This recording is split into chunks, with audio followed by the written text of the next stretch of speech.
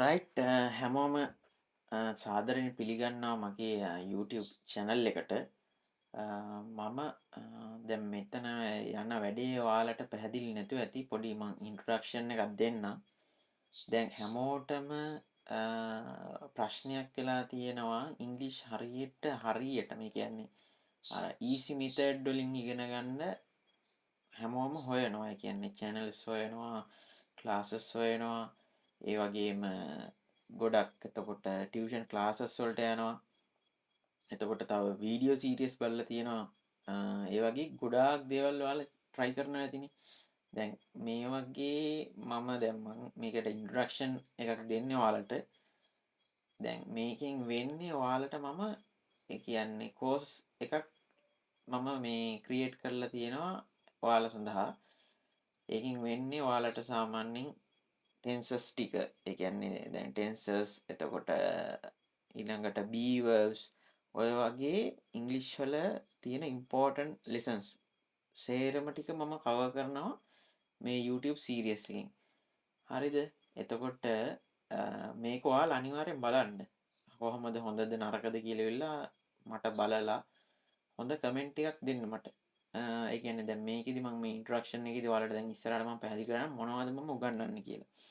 දැන් මේ වගේ ලෙසන් සීරීස් එකක් ගේන්නේ සාමාන්‍යයෙන් දැන් අපි කෝස් එකට ඔන්ලයින් හෝ වේවා ෆිසිකල් හෝ වේවා අපි කෝස් එකට ගියාම අපිට සාමාන්‍යයෙන් වැය කරන්න වෙනවා රුපියල් 30000ත් 40000ත් අතර සාමාන්‍ය මුදලක් වැය කරන්න වෙනවා ෆිසිකල් සාමාන්‍ය ක්ලාස් එකකට හෝ කෝස් එකකට අපි ජොයින් වුණොත්. එහෙම නැත්නම් දැන් අපි ඔන්ලයින් කෝස් එකට ජොයින් වුණොත් අවමේ මං හිතන විදිහට සාමාන්‍යයෙන් 5000 වගේවත් වෙනවා. මේ ඔයාලට සාමාන්‍යයෙන් ස්පෙන්ඩ් කරන්න වෙනවා ඒ මුදල.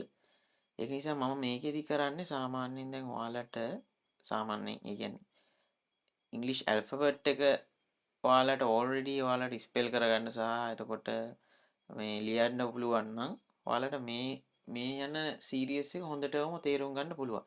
මම මෙතන උගන්වන්න පටන් ගන්න නවුන් එකක් කියන්නේ මොකක්ද කියන තැන ඉඳන් මම ඔයාලට උගන්වන්න ඒක තමයි ස්ටාර්ට් කරන්න මෙතනින්. දැන් මේකෙදි මේ ප්‍රෝග්‍රෑම් එකේදී වෙන ටික මම දැන් ඔයාලට මම මෙතනින් එක්ස්ප්ලেইন කරන්නම්. මේකෙදි මුලින්ම මම ඔයාලට හඳුන්වන්නේ මොනවද මේ නවුන් කියන්නේ කියලා. පළවෙනි වීඩියෝ එකේදී මොනවද මේ නවුන් කියන්නේ.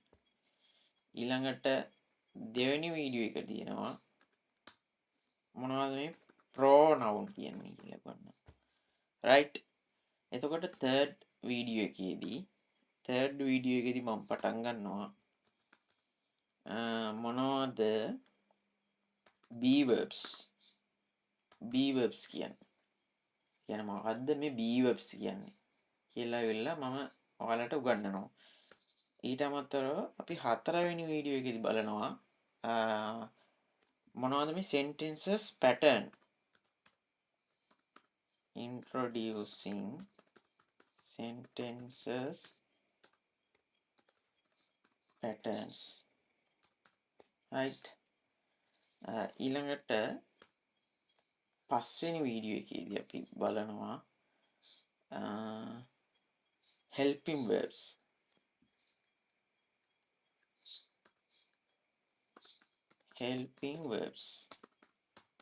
right.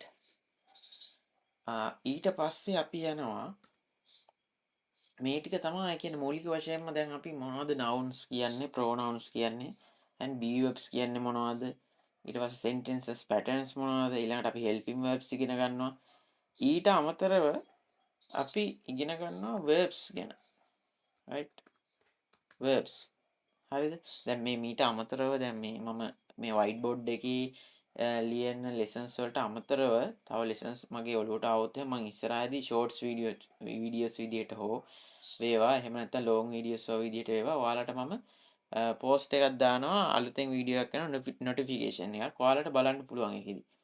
දැන් මේ ටික තමයි මම දැනට plan කරලා තියෙන්නේ.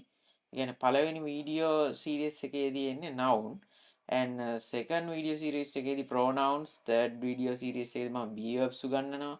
එතකොට fourth video series එකේදී sentences patterns උගන්වනවා. එතකොට fifth එකේදී helping verbs sixth එකේදී එතකොට verbs ගැන උගන්වනවා. එතකොට මේ verbs ගැන උගන්වනකොට කොහොමද verb එකක් ඒක වචනයට හරවන්නේ? කියන්නේ කර්තෘ ඒක වචන නම් ක්‍රියාව ඒක වචනයට හරවන්නේ කොහොමද? කර්තෘ බහුවචන නම් ක්‍රියාව බහුවචනයට හරවන්නේ කොහොමද? ආදී නොයෙක් වශයෙන් මේකේ මේ ඉංග්‍රීසි වල තියෙනවා සාමාන්‍යයෙන් අපි ඒකට කියන මෙතඩ්ස් තියෙනවා. ඒ කියන්නේ අපිට අර ග්‍රැමර් ඉගෙන ගන්න මේ හරි ලේසි මෙතඩ්ස් තියෙනවා. ඒ ටික තමයි මම ඉස්සරහට කියන්නේ. උදාහරණයක් විදිහට දැන් tenses active voice and passive voice තියෙනවා. එතකොට active voice වල tenses 12 තියෙනවා. passive voice වල tenses 9ක් තියෙනවා. right ඒකෙදි ඒවා ප්‍රැක්ටිස් කරන ස්පෙෂල් මෙතඩ්ස් ටිකක් තියෙනවා. ඒ ටික මම ඔයාලට දෙනවා. කියන්නේ කිසිම ෆ්‍රී ඔෆ් charge දෙන්නේ. මොකද මේවා ක්ලාසස් වල අපි සල්ලි දීලා ඉගෙන ගන්නවා. ගොඩාක් සල්ලි දීලා. ඒක නිසා මම දෙන්නේ ෆ්‍රී ඔෆ් charge මේ වීඩියෝ සීරීස් එක හොඳට මම කියන්නේ අධ්‍යයනය කරන්න කියලා. අනිවාර්යයෙන්ම ඔයාලට O level ලියන කෙනෙක්ට හෝ වේවා නැත්නම් ස්පෝකන් ඉංග්‍රීසි ඉගෙන ගන්න හෝ කෙනෙක්ට ඒවා. එතකොට A level ජෙනරල් ඉංග්‍රීසි ඉගෙන ගන්න කෙනෙක්ට හෝ වේවා යුනිවර්සිටි ස්ටුඩන්ට් කෙනෙක්ට හෝ වේවා. ඔයාලට අනිවාර්යෙන් මේක ඔයාලට ඇබ්සෝබ් කරගන්න පුළුවන් එකට.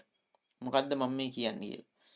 සාමාන්‍යයෙන් මේක අපි ඒ කියන්නේ භාවනාවක් වගේ මේක අපි ඉස්සරහට කරගෙන යන අනිවාර්යෙන්ම මේක ගොඩ දාගන්න පුළුවන් මේක මේ ඉංග්‍රීසි කියලා මහා ලොකු දේවල් නේ.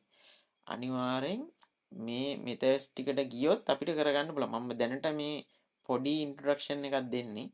අර වීඩියෝ එක මේ වැඩි දික් කරන්නේ නෑ මම. ඒක නිසා මේ ටික තමයි දැනට මම යන්නේ. කියන්නේ මේ වගේ තමයි මට මේක මාර හඳුන්වන්න ඕනේ උනේ මේ විදිහට. සාමාන්‍යයෙන් මේ noun එකක් කියන්නේ මොකක්ද කියලා ඉගෙනනවා. nouns වර්ග තියෙනවා. ඊළඟට pronoun එකක් කියන්නේ මොකක්ද කියලා උගන්වනවා. ඊළඟට be verbs හැදෙන විදිය be verbs එකක් කියන්නේ මොකක්ද? ඒ වගේ මම සියලුම දේවල් ටික කියනවා. ඊට අමතරව අර spoken english patterns ටික ඊට අමතරව සාමාන්‍යයෙන් ඔයාලට එක දිගට සාමාන්‍යයෙන් MP3 එකක් වගේ යූස් කරලා ඉවරලා ඔයාලට නින්දට යනකොට අහන්න පුළුවන් වීඩියෝ සීරීස්. ඒ වගේ මම ඉස්සරහට ගොඩාක් දේවල් කියනවා. රයිට් දැනට මේ ටික ඔයාලා මතක තියාගන්න. ඕකේ එහෙනම් good bye. thank you.